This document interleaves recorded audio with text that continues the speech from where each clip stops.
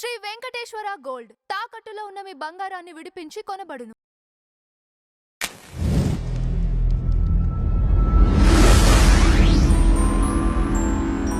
సాయిబాబా గురించి ముందు ఎక్కడి నుంచి వచ్చారు, వాళ్ళ తల్లిదండ్రులు ఎవరు, ఏంటి అనేది నేను ఎక్కడ ఎక్స్‌ప్లెయిన్ చేస్తాను. ఏమీ లేదు. చెప్పండి. ఇది దీనికి సంబంధించి ఆయన అసలు ఒక ముస్లిం వ్యక్తా లేకపోతే ఏ వ్యక్తి అనేది ఎవరికి కూడా క్లారిటీ లేదు.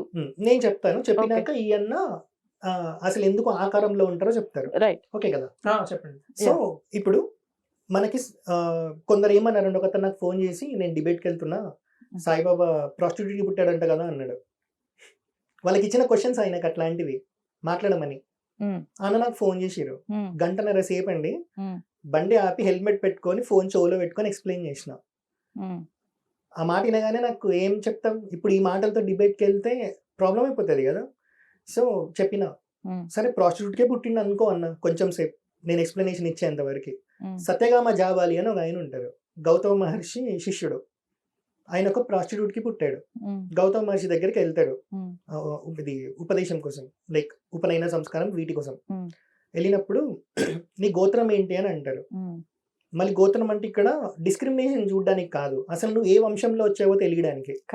సో ఈయన దగ్గర ఆన్సర్ ఉండదు. ఇంటికి పోతాడు అమ్మ దగ్గరికి. పోయినప్పుడు నేను ఇప్పటికి చాలా మందితో ఇది చేశా కాబట్టి నువ్వు ఎవరికి పుట్టావో నాకు తెలియదు నాన్న అని చెప్తుంది.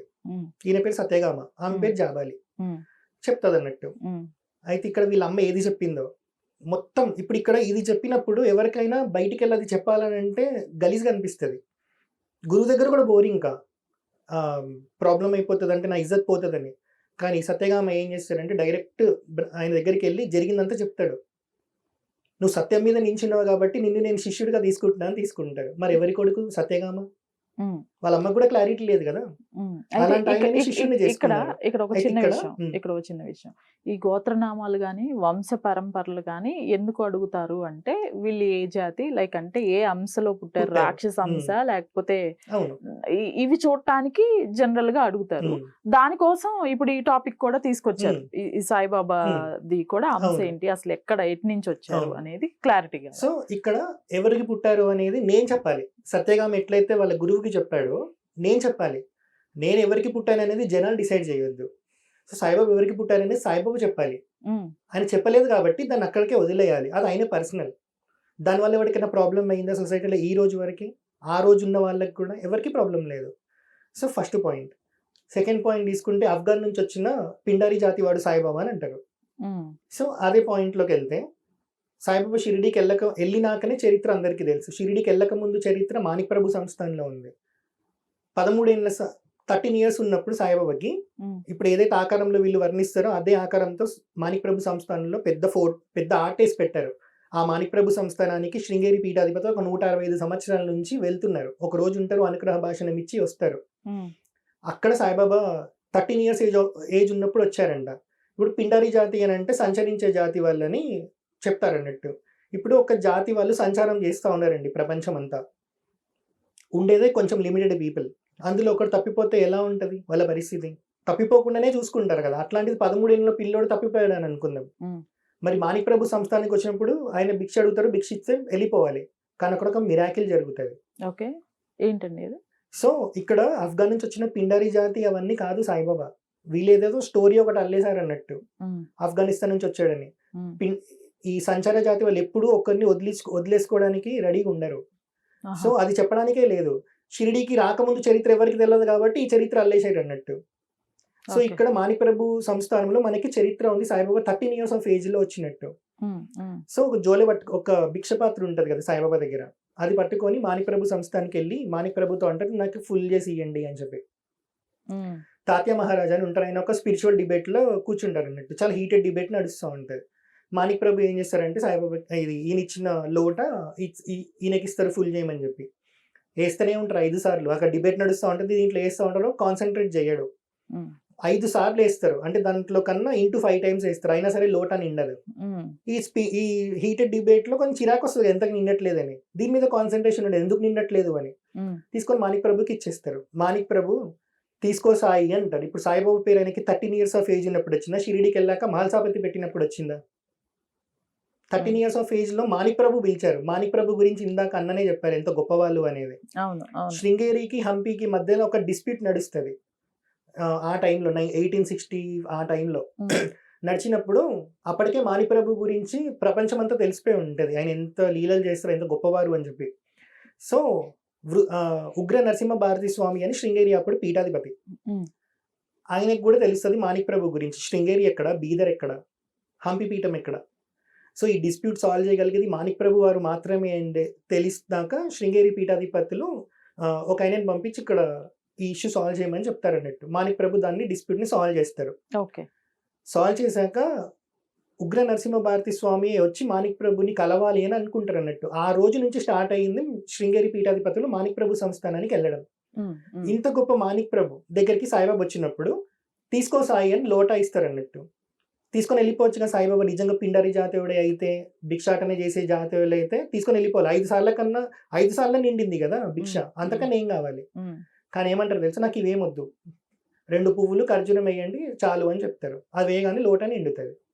అవన్నీ అక్కడ ఇచ్చేసి ఆ 2 తీసుకొని వెళ్ళిపోతారు. ఇప్పుడు ఆ సాయిబాబా తర్వాత ఎవరు? వారు బాబా వారు ఏం చేస్తారంటే ఆ 2 ఓన్లీ ఖర్జూర పళ్ళును గులాబీ పూలు తీసుకుంటారు, తీసుకొని ఆ లోటాన్ని గుమ్మరిస్తారు. మళ్ళీ 5 సార్లు పడుతుంది అందులో నుంచి. అందులో వీరు ఎంతైతే ధనం అక్కడ ఫర్ ఎగ్జాంపుల్ అక్కడ 100 రూపాయలు వేస్తే దానికి 5 రెట్లు 500 రూపాయలు అక్కడ పడుతుంది అనమాట. సో ఇప్పుడు ఇది సచ్చరిత్రలో ఉంటే సాయిబాబా ఫేక్ ఒక ప్రొపగాండా స్టోరీ రాయిపించుకున్నాడని చెప్పాలి. ఉమ్, శృంగేరి పీఠాధిపతులు వెళ్ళే మాణిక్ ప్రభు సంస్థానంలో దీనికి ఒక ఆర్ట్ వేశారు. వాళ్ళ సంస్థానం చరిత్రలో ఒక పేజే ఉంది, దీని గురించి షిరిడి, సాయిబాబా ఆఫ్ షిరిడి అని చెప్పి. ఓకే అప్పుడు మనం ఎందుకు కాదనాలి? ఇప్పుడు దీన్ని కాదనాలంటే మాణిక్ ప్రభుని కాదనాలి. మాణిక్ ప్రభుని కాదనాలంటే ఉగ్ర నరసింహ భారతి స్వామి ఏ లీలలు అయితే మాణిక్ ప్రభు దగ్గర చూసొచ్చారో శృంగేరి పీఠాధిపతిని కాదనాలి. ఈ ఉగ్ర నరసింహ భారతి స్వామి అంటే అంత సామాన్యులేం కాదు. ఎందుకంటే నేను ఇది ఇక్కడ చెప్పాలి, లేకపోతే సాయిబాబాకి సాయిబాబా మీద మళ్ళీ డౌట్లు పడతారు కదా. ఉమ్, ఉమ్, సో ఎంత పవర్ఫుల్ పీపుల్ వీళ్ళు, ఎంత గొప్ప స్థాయిలో ఉన్న వాళ్ళు అనేది మనం ఇక్కడ చెప్తే మాణిక్ ప్రభు ఎందుకు ప్రామాణికమో, సాయిబాబాని ఫస్ట్ టైం సాయి అని ఎందుకు అన్నారో ఇక్కడ తెలుస్తుంది.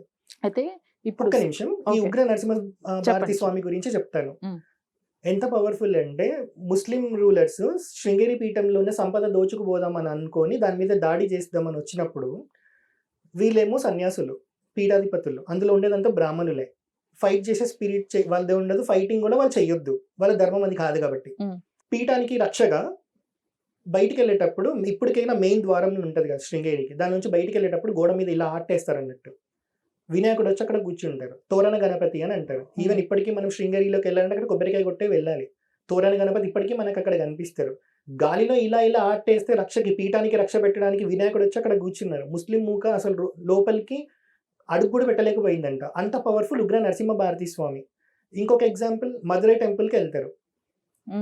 అక్కడికి వెళ్ళినప్పుడు నేను గర్భగుడిలోకి వెళ్ళి అమ్మవారికి పూజ చేస్తాను అని చెప్పి అర్చకులకు అడిగితే, లేదు మీరు ఇక్కడే ఉండండి, మేమే గర్భగుడిలోకి వెళ్ళి పూజ చేస్తామని చెప్తారు. వాళ్ళకి తెలియదు కదా ఈయన స్థాయి, అలా చెప్తారు. ఈయన ఏమంటారంటే శిష్యులకి పోయి ఒక కొబ్బరికాయ తీయండి అని చెప్తారు. కొబ్బరికాయలు అమ్మవారి తేజస్సుని మొత్తం దీంట్లో నింపేస్తారు అన్నట్టు. ఓకే ఇప్పుడు ఈ అమ్మవారు, నువ్వు అనుకుంటున్న అమ్మవారు ఇక్కడ ఉందా, విగ్రహంలో ఉందా చూసుకోమని అర్చకులకి చెప్పి నేను వెళ్ళిపోతారు. కొబ్బరికాయ తీసుకొని వెళ్ళి శృంగేరి పీఠంలో పెట్టేస్తారు, పీఠం మీద. చాగంటి గారు దీన్ని వర్ణిస్తారండి, 1000 వోల్ట్ల లైట్ వస్తే ఎలా ఉంటుందో అలా ఉంటుంది ఆ తేజస్ ఆ కొబ్బరికాయల నుంచి వచ్చేది అని చెప్తారు. అప్పుడు అర్చకులకు అర్థమవుతుంది వచ్చింది సామాన్యులు కాదు అని చెప్పి. మళ్ళీ అమ్మవారి తేజస్ అమ్మవారి లోకి పెట్టేయండి అంటే ఈయన అక్కడికి ఇస్తారన్నట్టు. సో ఇంత ఉగ్ర నరసింహ భారతి స్వామి మాణిక్ ప్రభు లీలలో తెలిసి మాణిక్ ప్రభుని కలుసుకుంటారు. ఈ మాణిక్ ప్రభు 13 ఇయర్స్ ఆఫ్ ఏజ్ లో సాయిబాబా ఆయన దగ్గరికి వచ్చినప్పుడు ఈ మిరాకిల్ జరిగింది. ఇప్పుడు ఎవరిని కాదనాలి? ఈయనని కాదంటే ఈయనని, ఈయనని కాదంటే ఆయనని కాదనాలి అంటారా? ఎవరికైనా దమ్ము ఉందా జనాలకి? ఇప్పుడు ఇంకొక విషయం ఏంటంటే రీసెంట్ గా, అంటే ఎప్పుడైతే మేము బయటకు వచ్చి ఈ విషయాలన్నీ మాట్లాడడం స్టార్ట్ చేసామో, కొంతమంది మాట్లాడుతున్న మాటలు ఏంటంటే మాణిక్య ప్రభు వారి దగ్గరికి వెళ్ళింది ఇదంతా కట్టుకదే అన్నట్టు అంటున్నారు. అయితే మాణిక్య ప్రభు వారి దగ్గరికి వెళ్ళినప్పుడు సాయిబాబానే ఎందుకు అయి ఉండాలి, అక్కడ ఆ చరిత్ర ఉన్న చూసారా అన్నట్టు కూడా కొంతమంది మాట్లాడారు అనమాట. దానికి ఇవ్వవలసినటువంటి సమాధానం ఏంటంటే, మాణిక్య ప్రభు సంస్థానం వాళ్ళు అప్పుడు మాణిక్య ప్రభువుల వారు షిరిడి సాయిబాబా ప్రకటమైన తర్వాత కొన్నాళ్ళకి వారి దేహం వదిలిపెట్టేశారు. అరౌండ్ 1870s లో ఉంటది అనమాట ఇది. వారు అప్పటికి దేహం వదిలిపెట్టేస్తారు. వదిలిపెట్టేసిన తర్వాత అప్పుడు బాబా వారి అవతార కార్యం అనేటువంటిది ముందుకు సాగింది. అయితే 1916లో బాబా వారి యొక్క సమాధి తీసుకోవడానికి 2 సంవత్సరాల ముందు మాణిక్య ప్రభు సంస్థానం నుంచి అప్పటి పీఠాధిపతి వచ్చి బాబావారిని దర్శించుకుంటే బాబావారు మాణిక్య ప్రభు గురించి, ఆ తర్వాత వచ్చిన పీఠాధిపతుల గురించి చాలా గొప్పగా ప్రశంసించారు. ఈయన ఇక్కడున్న ఆయన అయితే పోనీ షిరిడీలోనే ఉన్నాడు, షిరిడి సాయిబాబా అంటే అక్కడికి వెళ్ళింది ఆయన కాదని అనుకున్నాం కొంతసేపు. మాణిక్య ప్రభు గురించి ప్రశంసించాల్సిన అవసరం ఈయనకేంటి? మళ్ళీ ఇదే మాణిక్ ప్రభు పరంపరలో వచ్చిన వాళ్ళు మళ్ళీ షిరిడీని దర్శనం చేసుకోవడం ఏం అవసరం? ఆయన ఎవరో ఆయన అసలు వచ్చింది ఆయన కాదన్నప్పుడు. అక్కడ ఒక అవతార పురుషుడు ఉన్నారని చెప్పినప్పుడు, ఎందుకంటే ఇక్కడ వీళ్ళ పరంపరలో ఉన్నది ఒక పెద్ద అవతార పురుషుడు. ఈయన కూడా అదే పరంపర నుంచి వచ్చినటువంటి వారు. ఆ రెస్పెక్ట్ ని నిలుపుకోవడానికి, ఆ కనెక్షన్ ని ఉంచుకోవడానికి వీళ్ళు ఇక్కడి నుంచి అక్కడికి వెళ్ళారనమాట. సరే 1916లో వెళ్ళారు. అక్కడితో ఏమైనా ఊరుకున్నారా వాళ్ళు అని అంటే, మళ్ళీ 1950లో వాళ్ళ తర్వాత వచ్చినటువంటి పీఠాధిపతుల్లో సిద్ధరాజమాణిక్య ప్రభు అనేటువంటి పీఠాధిపతి కూడా 1950లో వెళ్ళి బాబావారి సమాధిని దర్శించుకొని వచ్చారు. ఈ విషయాలు స్వయంగా మాణిక్య ప్రభు సంస్థానం వాళ్ళు మాకు చెప్పారనమాట.